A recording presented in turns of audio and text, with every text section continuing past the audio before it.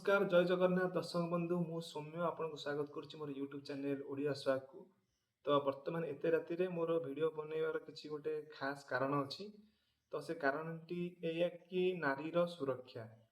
तो आपण मैंने रिसेंटली गोटे केस जाइए बालेश्वर एफएम कॉलेज रे सौम्याश्री भौणी तांकर रिसेंटली गोटे केस जाइए जो से आत्महत्या करने को चेष्टा करते जहाँफल से आम पाखे बर्तमान नहांती। आउ रिसेंटली देखो पुरी रे क्यों पिला आसी निया लगे कहया कथा या कि 3टा पिला आसिकी किरोसिन पकई जलाई देती। तो बर्तमान मोर कहया कथा या कि वर्तमान समय रे जो समय लोक मैंने राजनीति कर श्रीजुक्त मोहन माझी दोष दौरान। तो मु जानिया एथरे सरकार को दोष दबा अपेक्षा लोक मैंने निज निज भितर से अवेयरनेस नहीं। लोक मैंने निजे जानिया दरकार कि गोटे नारीर समाज रे महत्व केते। आउ से लोक तो सेटा बुझुचंदी, बहुत लोक आजिकल बुझुचंदी, बुझुना कहीं बुझुचंदी निश्चित भाव किंतु किछि लोक अछंती जे नारीर महत्व बुझुना, नारी की खेलना बोली भावुचंदी। आउ सहित एमती किछि करूचंती कि तांको द्वारा हारासमेंट हे झियो माने एमती किछि पदक्षेप नौचंती। तो एथरे जिते सरकार को कहले किसी भी लाभ ना। केस तो जो कोण जो भी हो केस चपिकी भी रही जाऊँगी। तो आज ये भौणी जाली होती आम सामना को आसूँ कि बहुत सारा केस एमती भी हो जो केस चपी जाऊँगी, केसटा आम सामना को आसुनी। तो एथरे लोक मैंने अवेयरनेस रहा दरकार, लोक मैंने जाना दरकार, निज भाविया दरकार जे नाई झील पिला समाज कौन महत्व अच्छी कौन। आउ जो मैंने सब असामाजिक लोक रोचंती से सब एमता काम ही कर।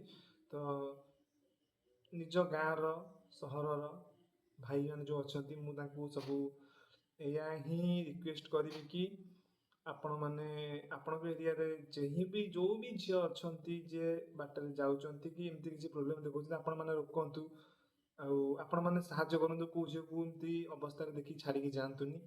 आउ झील पिला मानक भी मुझे कहबी कि आपण मैंने एमती पदक्षेप भी नियंतुनि निज द्वारा किरोसिन ढाली हेवी कि पेट्रोल ढाली चेष्टा करूँ। आजिकल सोशल मीडिया बहुत स्ट्रॉन्ग हो गलानी, मीडिया वाला भी बहुत सपोर्ट कर। एमती पदक्षेप नबाटा ठीक न। बापा माँ जन्म कर तो आपण मैंने एमती जदि पदक्षेप आगू ने तो क्षति कହାର ही हो। मानुची कि हाँ जिनसा बहुत आगू आसूसी सरकार हो किंतु लाभ कौन पाइला। बर्तमान तो तुम ही तो दुनिया ना ना समाज हम पाखे ही ना। तो निज एरिया भाई भौणी मैंने जो अच्छा निज एरिया भौणी मान को निजे सुरक्षा दिंतु। केमिति नारी मैंने सुरक्षा रे केमिति जेकोसी जगह को जाऊँ सुरक्षा मिल एमती पदक्षेप कमिटी यहीटा ही शेष केस हो जमी आप ओडिशा एमती किसी केस देखा न मिलू जो कि गोटे झीटे निजे जाली हो मरु कि द्वारा जाली हो मरु ठीक होनी एगुड़ाक। तो से आज वीडियो ये बनइली राति। तो सरकार को दोष दवा अपेक्षा आम निजे सतर्क होता ही सब ठीक। तो निजे ही सतर्क हूँ, निजर भाई माने भौणी माने निज भौणी मान सुरक्षा दिंतु, समस्त को भौणी बोली भावतु। आउ संसार सब पुआ के भी खराब नुह। तो ए विषय रे मु विशेष किसी कहवा को चाहूनी। वर्तमान पुलिस राजनैतिक सब जो अच्छा लोक मैंने से बहुत सपोर्ट करुँच। वर्तमान से एम्स रे भी दिल्ली एम्स को ट्रांसफर हो गले ऑलरेडी। भगवान करूँ सी भल हो जातु, सुस्थ फेरतु। आउ जो मैंने सब एमती कर सहित कठोर माने कठोर दंड मिलू। जमती कि नेक्स्ट टाइम आउ कि एमती करने पूर्व 10 थर भाबू दंड मिलता डरतु एमती कार्य करने को। सरकार को मोर एतिकी ही रिक्वेस्ट कि जो मैंने भी ये केस संपृक्त अच्छा यथा शीघ्र धरा जाऊ आ कठोर रु कठोर दंड दि जाऊ। जहाँफल नेक्स्ट टाइम जब भी को पुआ एमती भाव करने से 100 थर भाव एमती कि सरकार करूँ। आज वीडियो रे कौन प्रकार लाइक करने को मागिबिनी, बास एति कहबी जे भगवान पाखे समस्त प्रार्थना करूँ कि भौणी जनक आम से सुस्थ हो फेरतु।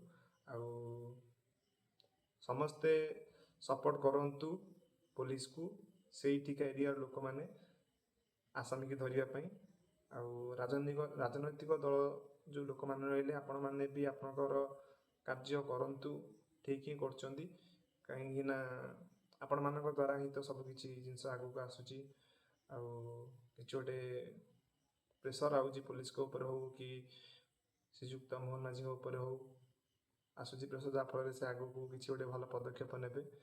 ତ ଏଥିରେ କୌଣସି ରାଜନୈତିକ ଦଳକୁ ମୁଁ ଖରାପ କହୁନି କି କାହାକୁ ବି ମୁଁ ଖରାପ କହୁନି। ବାସ୍ ମୁଁ ଏହା କହୁଛି କି ସବୁକିଛି ଆମରି ହାତରେ ଅଛି। ସେ ରାଜନୈତିକ ଦଳରେ ଯେଉଁ ଲୋକ ବି ଅଛନ୍ତି ସେ ହିଁ ମଣିଷ।